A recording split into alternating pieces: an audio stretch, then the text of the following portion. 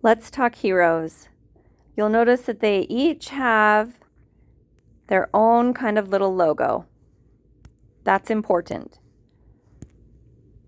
So Kimberly has this little fireburst looking one, and she's a tank. That's also important. The fireburst, if you click on it, will tell you that it's capable of dealing significant damage. So she's an attacker. If you look at Murphy and you click on the shield, he's more capable of taking damage. So he's a defender. And then if we look at Marshall, he has a plus, which means he provides diverse buffs to the teammates, right? So he just helps everybody do whatever it is they're good at. So that's important. You want to have a squad that has 2 defenders and 2 attackers. So you'll see right here, I've got my defenders up front, so they'll protect the attackers on the back row. Your attackers then are on each side, with then your buff person in the middle to help spread that wealth around to all your heroes.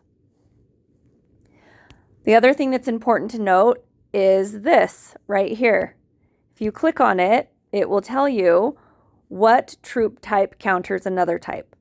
So tanks take less damage from missiles, missiles take less damage from aircrafts, and aircrafts take less damage from tanks. That's good to know if you're going up against somebody who maybe your tank squad isn't as strong as their aircraft squad. So you could switch it around and add in some missiles and try and take down their aircrafts. The other thing is, depending on how you put them up, you get additional buffs in battle for what they can do for you. So it'll increase their attack, it'll increase their defense if you've got certain combinations. So a lot of people go for what I have here, is what I've seen anyway, is where you try to get all hero types the same so that you get a 20% buff in battle. Now back to our heroes. For your attackers, you want to focus on these 2 gear pieces. Since they're an attacker, those 2 gears are going to be more important for them than the defenders. Doesn't mean you don't want gear, but it means you can prioritize getting the legendary gear on these 2 on the left before upgrading these. For your defenders, these are your primary gear to focus on.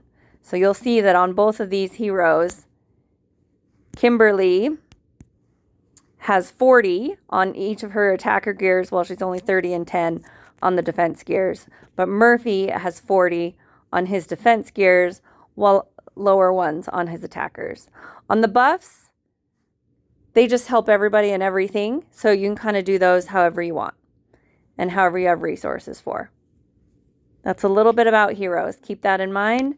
Pay attention to their skills as well and the description for what it does.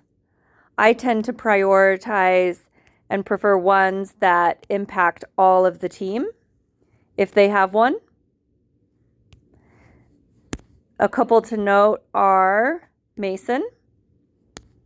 He has a great skill here with this one where he boosts the back row tank heroes' damage in the monster battles. So when you're hitting the codes or the rampage bosses, if he's stronger than some of your other folks in your squad, you want to put him in your squad and it'll help boost them up.